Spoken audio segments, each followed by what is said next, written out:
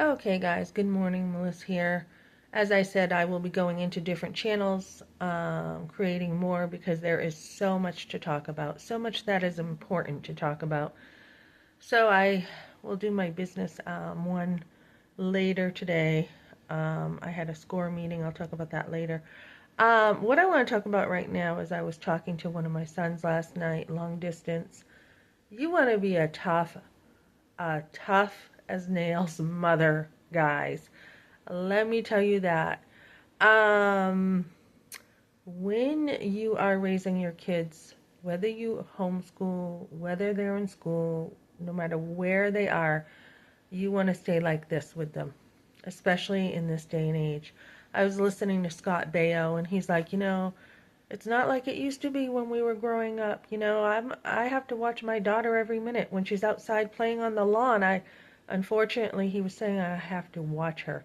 Yes, you do. So, I mean, I was like this with my kids, and call it helicopter mothering, call it what you want, but like one of my sons almost got kidnapped. He went outside.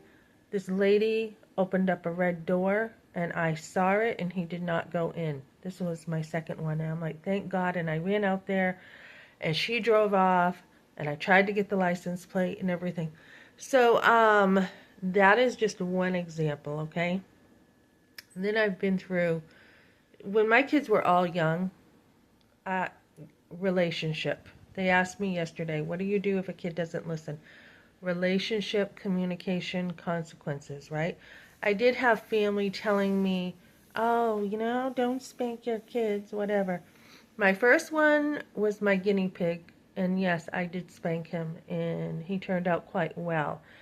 As I dealt with my other kids, you lighten up a little bit, and I think I lightened up a little bit too much because I had one who I felt like, they said, have you ever dealt with disabled kids? And I said, yeah, I had one who, had some low muscle tone issues and sensory issues. So, I was a little easier on him, and he is somebody I should have corrected more.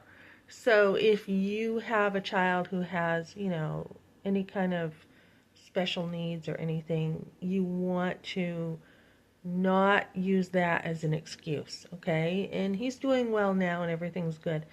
But then I had a third one too um who I had lightened up a little bit on.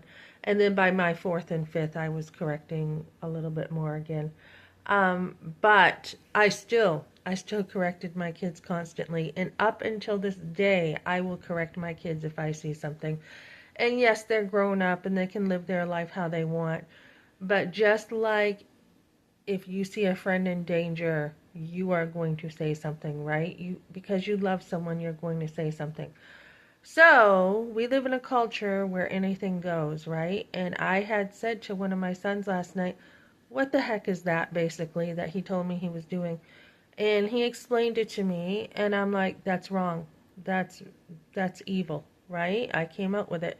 And he's like, "Well, if you don't love me, you don't have to interact with me." And I said, "As a matter of fact, I love you. I have always loved you, and I love you enough to tell you what's right." So guys, you want to be a badass mother. You really do. And you do everything you can. When they're young, you teach them right and wrong. You love them to death. You spend time with them.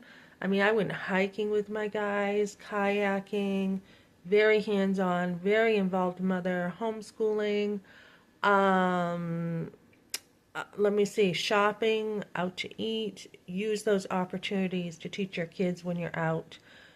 Open the door for ladies, all those things. Um, TV shows, movies we used, visiting others, church, Awana, youth group, mission trips. You do everything you can, ladies, to hold on to your kids and teach them the right way. And of course, daily devotions when I walked with them, when we exercised together, scripture, everything. So, as I look back and I'm like, I did a darn good job with my kids. I really did. I poured everything into them that I had. And, thanks to my husband too, letting me stay home and pouring all that energy and time into them. Sports, everything. Um, I was able to do that.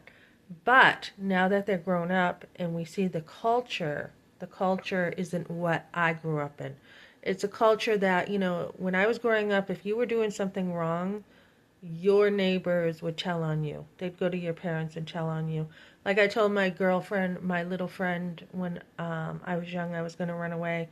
And she went and told my mother, or her mother told my mother. And she goes, let's go. Let's start packing. You ready?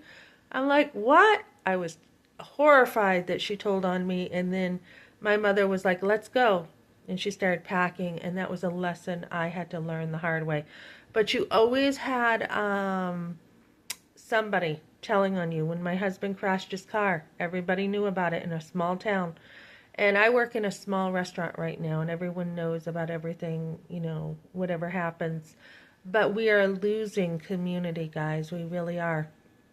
So, we are living in a world where people can do anything. Evil's called good, good is called bad, and you got to hold on to your guys. And the biggest thing that you need is support, guys. So make sure, ladies, you have that support, that you not just have, I did have family around me when the boys were growing up, but that you also have church. And then as I just met somebody in the men's ministry, I'm like, oh, should I be here at this table? This is for men. And they kidded and they're like, do you have men in your life? I'm like, yes, I do. I have 5 sons. So I had given one of my sons this guy's number. He's like, have him text me. I'm there for him. Have him text me. You need that. So same thing too with my other son. If you ever need out, I told him there are people who can help you get out. There is sex trafficking in many forms, guys, and it's not just, what most people think of. There is a lot of culture of sex trafficking out there. So, be there for your sons. Be there for your kids when you're older, guys.